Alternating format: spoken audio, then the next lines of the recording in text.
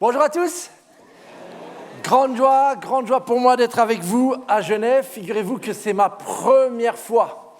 Mes oreilles avaient entendu parler de l'IBG, mais maintenant je vois. Et donc, je crois que je ne suis pas le seul, mais grande joie. Autre grande joie pour moi, c'est qu'on est un week-end de Pâques. Et c'était lors d'un week-end de Pâques, il y a 37 ans, que j'ai pris la décision de suivre Jésus. Donc ça vous donne une petite idée du vieillard qui est devant vous. Mais vraiment, je n'oublierai jamais ce week-end de Pâques 86 qui a tout changé pour moi et une partie de ma famille. Troisième raison pour laquelle je suis vraiment dans la joie, et ça vous concerne, c'est que je crois de tout mon cœur que Dieu utilise ce genre d'événement. J'ai moi-même répondu lors d'un congrès semblable à celui-ci aux Pays-Bas à l'appel de servir Dieu il y a plus de 25 ans. Et je crois que Dieu, ce matin et durant tout ce congrès, veut aussi faire quelque chose dans ta vie. Et nous sommes nombreux à avoir prié dans ce sens. Et en fait, je veux déjà t'annoncer qu'à la fin de ce message, je donnerai l'occasion à ceux qui le souhaitent de répondre à ce que la parole aura pu produire dans vos cœurs. Je voudrais lire tout de suite avec vous un texte des évangiles. Dans l'évangile de Marc, c'est mon évangile préféré. C'est un évangile d'action, j'aime beaucoup. Il est connu pour avoir cette expression « aussitôt », ça me va bien comme tempérament. Et dans l'évangile de Marc, au chapitre 5, vous avez le texte dans vos petits livrets. Et je vous lis, j'ai mal donné la référence, je vous lis à partir du verset 24. Juste un mot de contexte, au moment où nous allons lire cette histoire, Jésus vient d'être sollicité par un homme du nom de Jaïrus pour que Jésus vienne prier pour sa fille. Et du coup, à partir du verset 24, voici ce que nous lisons. « Alors Jésus partit avec lui, suivi d'une foule nombreuse qui le serrait de tous côtés. Dans la foule se trouvait une femme atteinte d'hémorragie depuis 12 ans. Elle avait été soignée par de nombreux médecins et en avait beaucoup souffert. Elle avait dépensé toute sa fortune sans trouver la moindre amélioration. Au contraire, son état avait empiré. Elle avait entendu parler de Jésus. Et dans la foule, elle s'était approchée de lui par derrière et avait touché son vêtement, en se disant « Si j'arrive à toucher ses vêtements, je serai guérie. » À l'instant même, son hémorragie s'arrêta et elle se sentit délivrée de son mal. Aussitôt, Jésus eut conscience qu'une force était sortie de lui. Il se retourna dans la foule et demanda « Qui a touché mes vêtements ?» Ses disciples lui dirent « Tu vois la foule qui te presse de tous côtés et toi tu te demandes « Qui m'a touché ?» Mais Jésus continuait à parcourir la foule du regard pour voir celui qui avait fait cela. Alors, saisie de crainte et toute tremblante, cette femme, sachant ce qui lui était arrivé, s'avança, se jeta aux pieds de Jésus et lui dit toute la vérité. Jésus lui dit « Ma fille, parce que tu as eu foi en moi, tu es guérie. Va en paix et sois guérie de ton mal. » Juste une prière. Seigneur Jésus, tu es vivant et tu veux nous fortifier par cette histoire. Et je te demande dans ta grâce de faire pour nous ce matin ce que tu as fait dans la vie de cette femme il y a 2000 ans, pour la seule gloire de ton nom. Amen. À première vue, on a une simple histoire de guérison.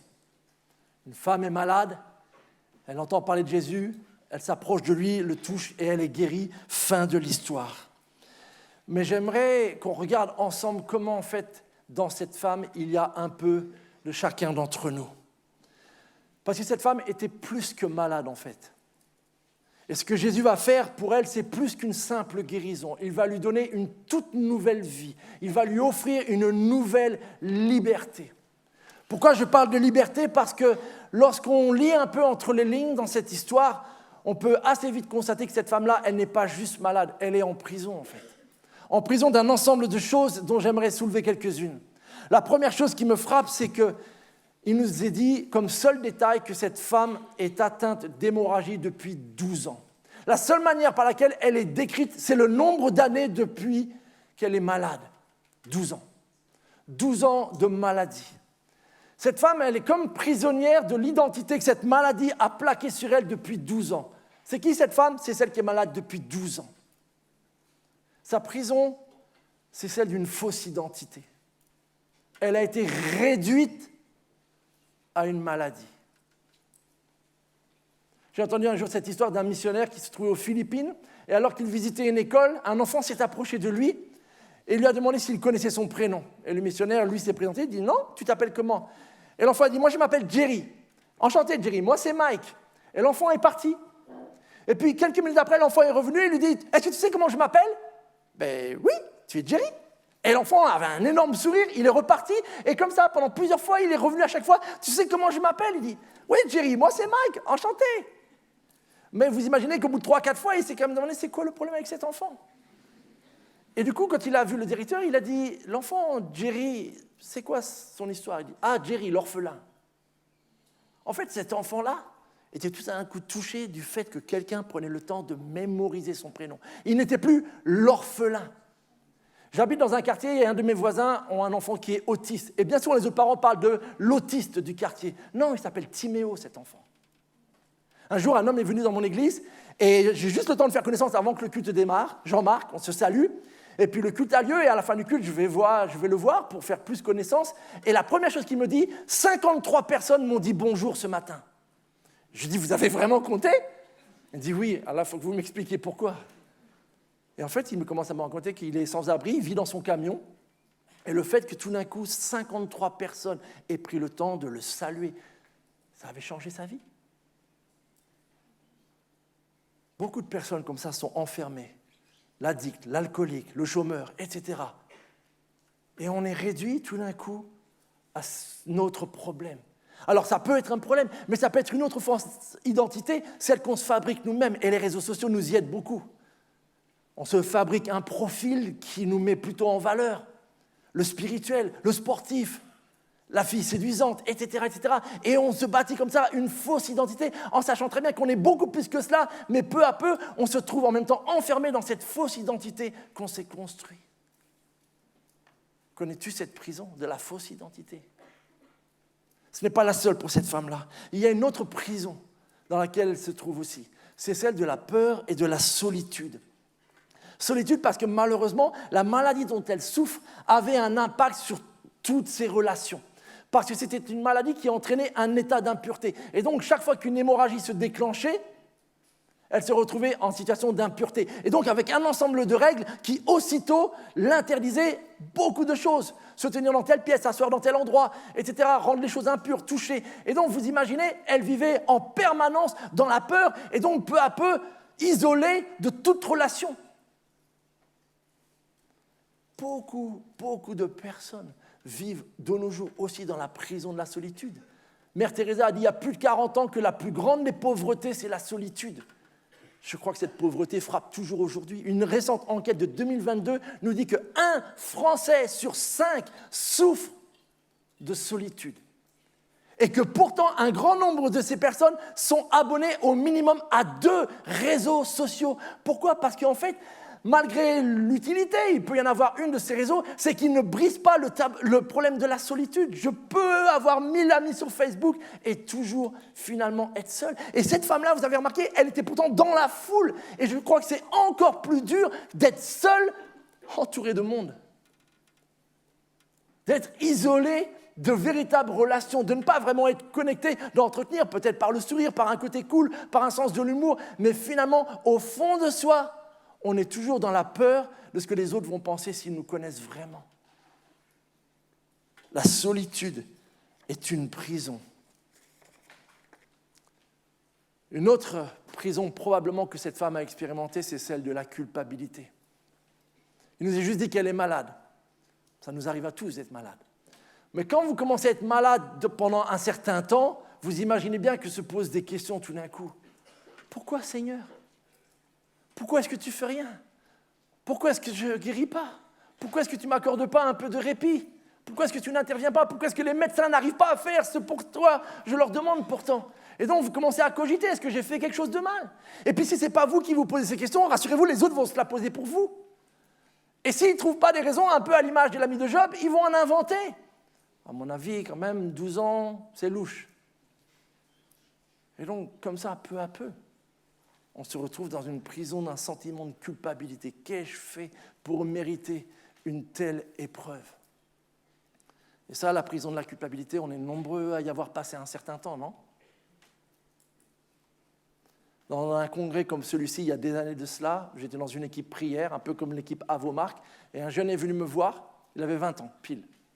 Il me dit, ça fait 10 ans que je suis dans la prison de la pornographie. En fait, depuis le jour où mes parents m'ont offert mon propre ordinateur dans ma chambre.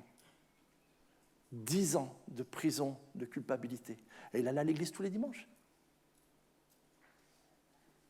Mais il était en prison. Récemment, c'est un des jeunes de mon église qui est venu me voir. Il est dans la prison des paris sportifs. Je pensais que c'était un truc de vieux. Mais aujourd'hui, avec leur pub bien ficelée, il y a un nombre de jeunes phénoménaux qui tombent dans cette prison des jeux d'argent. Et comment après dire à ses parents qu'en fait, il a tout pris du livret A, qu'il a tout claqué, parce que c'est dans la prison de « je vais arriver à me refaire, je vais bien arriver à un moment donné à ce que ça paye », etc. Et on pourrait multiplier les prisons et on se sent coupable parce qu'en fait, on n'ose pas l'avouer, on n'ose pas le partager, on a peur du regard des autres. Et c'est une prison où Satan, il aime bien nous maintenir le plus longtemps possible, mes amis. La prison de la culpabilité. Tu connais? Enfin, la dernière, la prison du désespoir. Parce que l'autre chose qui nous est dit sur cette femme, c'est qu'elle a tout essayé. Qui n'essaierait pas tout? Si tu veux guérir, tu es prêt à aller voir. Et il nous a dit qu'elle a vu tous les médecins possibles. Elle a laissé tout son argent. Elle n'a rien. Il n'y a pas une solution qu'elle n'a pas tentée. Et c'est compréhensible. Il n'y a pas un médecin dans les environs qui ne connaît pas cette femme, qui ne l'a pas eu à un moment donné comme patient. Et elle y a tout laissé. Toute sa fortune y est passée dans des consultations, dans des soins, dans des choses qu'elle a dû acheter, dans l'espoir. Et donc, il ne lui en reste plus un seul maintenant. La prison du désespoir. Pas longtemps, une enquête aussi qui vient de sortir depuis le Covid, actualisée, entre 800 000 à 1 million de jeunes en France sont victimes de harcèlement pendant leur scolarité. 800 000 à 1 million. Peut-être tu es un de ces jeunes. Et quand tu es dans cette spirale du harcèlement, c'est le désespoir. Connais-tu cette prison? Voyez-vous, cette femme, elle a connu un peu de tout cela ou un mélange de tout cela. Et donc, vous comprenez pourquoi ce n'est pas juste une histoire d'il y a 2000 ans. Cette histoire-là, elle a été inspirée et les auteurs nous ont voulu que nous l'ayons pour que nous puissions réaliser qu'est-ce qui se passe lorsqu'on est dans cette telle prison. Et il y a une bonne nouvelle dans cette histoire. La première, elle est formulée très simple par ce petit détail, mais tellement lourd de signification. Elle avait entendu parler de Jésus. Si nous sommes là, je l'imagine, c'est parce que nous avons eu la grâce d'entendre parler de Jésus. Si ce n'est pas le cas, maintenant, c'est fait. Elle avait entendu parler de Jésus. Mais probablement, nous sous-estimons le privilège qu'il y a derrière cette réalité, d'avoir entendu parler de Jésus. Il m'arrive des fois d'aller en Côte d'Ivoire, au nord de la Côte d'Ivoire, pour faire de l'évangélisation avec des missionnaires, parmi des peuples qui n'ont pas entendu l'évangile. Et je me rappelle un jour avoir entendu le témoignage de cette jeune fille, Aminata, 18 ans, peut-être l'âge de certains d'entre vous. Et cette jeune fille, sa mère venait de devenir chrétienne, mais elle restait animiste pour l'instant. Jusqu'au jour où, en fait, en voulant se fabriquer un fagot de bois, alors qu'elle a bougé le bois, un serpent a jailli, s'est enroulé autour de sa jambe. Et le serpent était prêt à la mordre. Et la seule chose qu'elle fait, elle dit « Jésus, aide-moi !» Et le serpent s'est détruit et il est parti. Et elle a foncé chez sa mère. Elle dit « Ça y est, moi aussi, je veux croire. » Elle avait entendu parler de Jésus et dans ce moment de danger pour sa vie, la seule chose qu'elle avait pu invoquer, c'était le nom de Jésus. Elle n'en est pas restée là. Mais c'est vous dire à quel point avoir entendu parler de Jésus est un privilège sans précédent. Vous êtes bénis d'avoir entendu, et peut-être certains depuis votre plus jeune âge, au travers de vos parents. Elle avait entendu parler de Jésus, et fort du peu qu'elle a entendu, elle a tenté un dernier coup. S'approcher de Jésus, mais pas devant, parce que ça, c'était trop dur pour elle. Il y avait trop de honte. Alors par derrière. et avec quand même une foi assez incroyable pour qu'elle suppose que même juste toucher le coin de ses vêtements devrait suffire. Et là, le miracle a lieu. Elle qui est impure n'arrive pas à rendre Jésus impur, c'est l'inverse qui se passe. La puissance de Jésus, elle va dans l'autre sens en fait. C'est Jésus qui tout d'un coup la purifie, la libère de son mal. Et elle le ressent immédiatement. Il n'y a qu'un seul problème, c'est que Jésus aussi le ressent. Et dans l'autre sens. Et là, Jésus lance cette question-là saugrenue, qui a touché mes vêtements ? Et souvent, les disciples qui ont un peu un wagon de retard et qui prennent tout au pied de la lettre, écoute, quand même, là, tu es dans une rame de métro, c'est bondé. Non, mais, et tu poses la question, qui a touché mes vêtements ? Mais parce que, et c'est là le plus important pour nous ce matin, c'est que Jésus ne veut pas juste la guérir. Jésus ne veut pas simplement résoudre tes problèmes ou mes problèmes. Et ça, c'est capital de comprendre ça parce que beaucoup de personnes s'approchent de Jésus juste pour obtenir ce qu'ils ont envie et puis ensuite, je continue ma vie. Mais ce n'est pas ce que Jésus veut nous offrir, mes amis. C'est une nouvelle vie, c'est une nouvelle liberté qu'il veut offrir à cette femme et qu'il veut t'offrir ce matin aussi. Alors Jésus insiste sur la question et il ne va pas lâcher. Jusqu'à ce verset 33 où il nous est dit « Alors saisie de crainte et toute tremblante, la femme sortit de la foule, sachant ce qui lui était arrivé, s'avança, se jeta aux pieds de Jésus et lui dit toute la vérité. »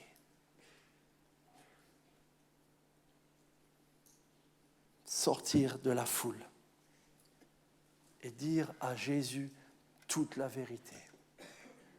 Ça, c'est par ce moyen-là que l'on s'approche réellement de Jésus et qu'on reçoit ce qu'il veut réellement nous donner. Le toucher ou l'effleurer juste par derrière va nous apporter certainement quelque chose de bien. Mais aller juste une fois à l'église, ou juste une fois ouvrir la Bible, ou juste une fois prier, puis après passer à autre chose, ça va être juste un avant-goût. Mais ça ne sera jamais tout ce que Jésus veut donner à cette femme et tout ce que Jésus veut te donner, nous donner. Une nouvelle vie. Mais c'est en se jetant à ses pieds. Cette fois-ci, c'est plus simplement entendre parler de Jésus, mais c'est en se jetant à ses pieds et en disant à Jésus, en effet, toute la vérité. Ces 12 années de prison, ces 12 années de honte, ces 12 années de maladie, ces 12 années où elle a tout tenté, ces 12 années de désespoir à penser que jamais sa vie ne changerait. Et maintenant, juste en touchant ton vêtement, Jésus, je sais que quelque chose s'est passé. Et elle lui dit toute la vérité. Mais ça ne s'arrête pas là. Regardez cette phrase de Jésus. Il n'y a que lui qui parle comme ça. Ma fille, parce que tu as eu foi en moi, tu es guérie. L'autre manière de traduire, c'est que tu es sauvée. Va en paix et sois guérie de ton mal. Pourquoi est-ce que Jésus a tant insisté pour qu'elle sorte de la foule et qu'elle se dévoile ? C'était une femme qui vivait dans toutes les prisons et en sortant de la foule, Jésus veut non seulement lui faire du bien, c'est pas de l'humilier qu'il a envie de le faire, c'est tout sauf son intention, mais en la faisant sortir de la foule et en lui faisant raconter son histoire devant tout le monde, il est en train aussi de la restaurer publiquement. Certaines personnes savaient sans doute que cette femme souffrait d'hémorragie et qu'en fait, elle était une femme impure de par son problème. Mais en la restaurant publiquement, tout le monde maintenant sait, cette femme-là, elle est guérie. Mais ce n'est pas juste ça que Jésus dit en fait. Ma fille, celle qui souffrait dans la prison de la solitude, celle qui était isolée, qui n'avait probablement plus de relation durable, maintenant il formule une nouvelle identité. Ma fille, devant tout le monde. Et il est fort probable qu'elle était plus âgée que Jésus. Ma fille. Vous imaginez recevoir cette parole-là de la part de votre Seigneur ? Mon fils, ma fille. Pas un jeune parmi un autre, pas un jeune de telle ville, pas ce jeune qui lutte avec ça, etc. Mon fils, ma fille, par ton prénom. Ma fille. Et il la libère de toutes ses autres prisons. Va en paix. Finis la culpabilité. Finis cette prison de désespoir. Tu es guéri. toutes ces différentes prisons qu'elle s'est fabriquées par son épreuve, Jésus les explose les unes après les autres par ses paroles de restauration, mes amis. Voilà qui est notre Seigneur Jésus-Christ. Il nous connaît. Et il sait comment nous parler pour nous libérer de toutes ces prisons dans lesquelles nous nous retrouvons bien souvent prisonniers. Et je crois, mes amis, en fait, j'en suis convaincu que ce matin même, Jésus veut libérer un grand nombre d'entre nous de certaines de nos prisons. Pourquoi est-ce que je le crois? Vous savez quel jour nous sommes? Le samedi.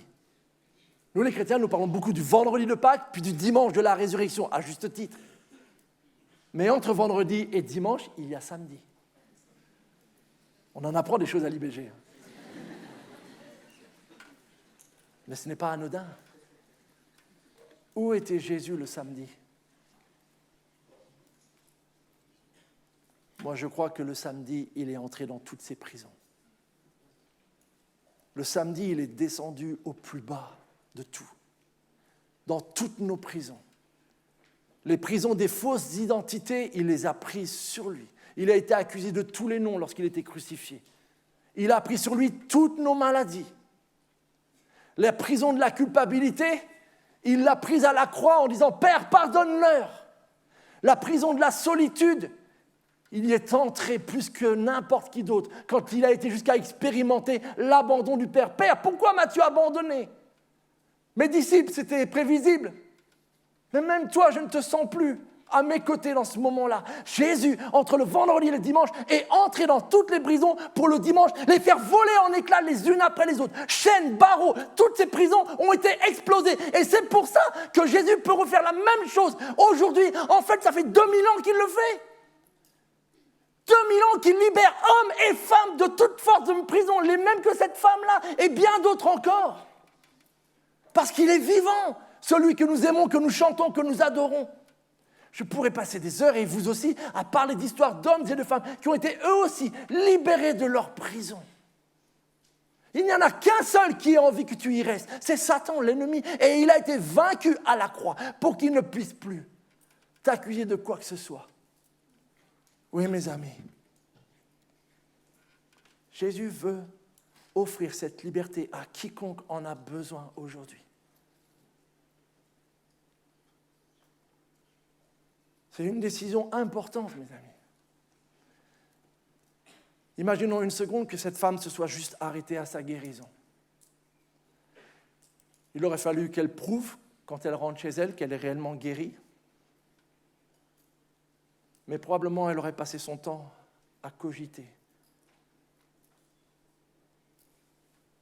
Il y a toute une restauration intérieure, une restauration publique qu'elle n'aurait jamais pu vivre, mes amis. Non, Jésus veut réellement nous offrir plus que des guérisons et des solutions à nos petits problèmes ou grands problèmes. Il veut nous offrir une nouvelle vie, une nouvelle liberté. Et je voudrais qu'on puisse avoir un temps de prière et un temps d'appel, en fait. Je vais demander à Benoît et son équipe de bien vouloir venir aussi à nouveau avant de chanter. Et voici ce que je veux vous proposer. À l'image de cette histoire, certainement, le Seigneur est en train ou a déjà fait des choses dans ta vie. Mais quand on évoque cette notion de prison, quelque chose a résonné en toi. Que tu n'es pas vraiment dans cette restauration, dans cette identité en Christ et non plus la fausse identité. Tu n'es pas dans cette paix, mais encore dans la culpabilité. Tu n'es pas dans cette relation avec lui, mais encore dans la solitude. Jésus veut nous inviter à sortir de la foule aussi aujourd'hui. Il y a des décisions dans notre vie qu'il faut prendre. Il y a des actes parfois dans nos vies qu'il faut poser. J'étais amoureux de ma femme, mais un jour, il a fallu poser l'acte de lui demander. Et un jour, poser l'acte de se marier publiquement. J'aimais le Seigneur, mais il a fallu un jour poser l'acte de dire « Oui, Seigneur, me voici, envoie-moi là où tu voudras. » Il y a des moments dans nos vies, il faut poser des actes. Et si ce matin, tu veux sortir de la prison, quelle qu'elle soit, qu'elle ressemble à celle de cette femme ou qu'elle soit une que je n'ai pas évoquée, ce matin, le Seigneur, parce qu'il est vivant, veut t'offrir la possibilité aussi de sortir de cette prison et de démarrer cette vie nouvelle réellement avec lui, libéré de tous les mensonges de l'ennemi. Libéré pour marcher avec lui. Ce n'est pas que tu vas devenir parfait, mais c'est que ton identité et ta liberté sera désormais pleinement en Jésus-Christ. Et en ce samedi 8 avril 2023, ça peut être ton jour à toi, celui dont tu pourras évoquer comme j'évoque pas 86 pour moi. Cela peut être ton jour où tu as été déclaré libre, le jour où Jésus t'a appelé mon fils, ma fille. Sois pardonné, sois guéri, tu es sauvé. Va en paix. J'aimerais vous proposer de vous lever. On peut commencer ce chant et juste avoir un temps de recueillement. On ne va pas le chanter tout de suite. Autour de la salle, je ne les vois pas bien, mais en tout cas, vous avez des frères et sœurs, des grands frères, des grandes sœurs avec des t-shirts verts qui font partie de l'équipe À vos marques. Ces frères et sœurs, ils sont là pour vous. Ils sont là pour vous écouter. Il y a un lieu spécial, ça peut se faire ici ou dans le lieu à côté. Ils sont là pour prier avec vous et pour prier pour vous. Il n'y a rien d'artificiel, c'est quelque chose d'important. Mais je crois que comme le Seigneur Jésus a voulu appeler ces femmes à sortir de la foule, il est fort probable que certains d'entre nous, nous avons besoin de poser le même acte, Seigneur. Je veux, Seigneur, être libéré. Tu connais ma prison, mes prisons. Je vais prier. On va avoir la musique et puis on va prendre ce chant. Prends tout, Seigneur, c'est ça. Et si tu as envie de poser cet acte, je t'invite à rejoindre un des équipiers, un des grands frères. Si tu es une jeune fille, va voir une grande sœur. Si tu es un jeune homme, va voir un grand frère. Ce sera plus facile de partager peut-être. Mais que le Seigneur nous donne à tous la grâce, durant ce congrès, d'être fortifiés par cette espérance d'une liberté et d'une vie nouvelle. C'est ce que le Seigneur fait et il est le meilleur dans ce domaine. Je vais prier. Seigneur, notre Dieu, nous sommes devant toi. Et à la lumière de ta parole, nous avons évoqué ce que tu as accompli dans la vie de cette femme, Seigneur. Cette nouvelle vie que tu lui as offerte, Seigneur, après ces 12 années de calvaire, Seigneur. Ton pardon, ta grâce, cette liberté, cette restauration, Seigneur. Et nous croyons que tu n'as pas changé, qu'aujourd'hui même, tu veux faire la même chose dans nos vies, Seigneur. Tu nous connais. Tu connais nos barreaux, nos chaînes, Seigneur. Tu sais comment nous nous retrouvons bien souvent enfermés, Seigneur. Malgré le fait que nous avons entendu parler de toi, Seigneur. Te demandons la grâce, Seigneur, aujourd'hui, de nous accueillir comme tu as accueilli cette femme avec tant d'amour, Seigneur. Donne-nous la joie, Seigneur, de pouvoir à notre tour venir à tes pieds, te dire tout ce qu'il y a en nous, Seigneur, toute la vérité, Seigneur, parce que toi seul est celui qui ne juge pas, ne condamne pas. Oh Seigneur, je te prie pour mes jeunes frères et jeunes sœurs ce matin, que dans ta grâce, tu accordes à chacun d'entre nous cette vie de liberté en toi et avec toi. Par ton Saint-Esprit, Seigneur, brise toutes les chaînes et tous les barreaux. Je te le demande en ton nom et pour ta seule gloire, mon Seigneur, mon Sauveur. Amen. Sentez-vous libre, on va commencer un peu ce chant et sentez-vous libre, donc ceux qui ont envie d'aller voir un des équipiers de l'équipe À vos marques. Cette équipe-là, elle est aussi à votre disponibilité tout au long du congrès. Vous pouvez le faire dès maintenant, si c'est maintenant que vous voulez poser cet acte-là, plus tard dans la journée, mais en tout cas, nous sommes là à votre service, comme ça a été rappelé. Nous voulons prier pour vous. N'oubliez pas, Jésus est ce libérateur. Amen.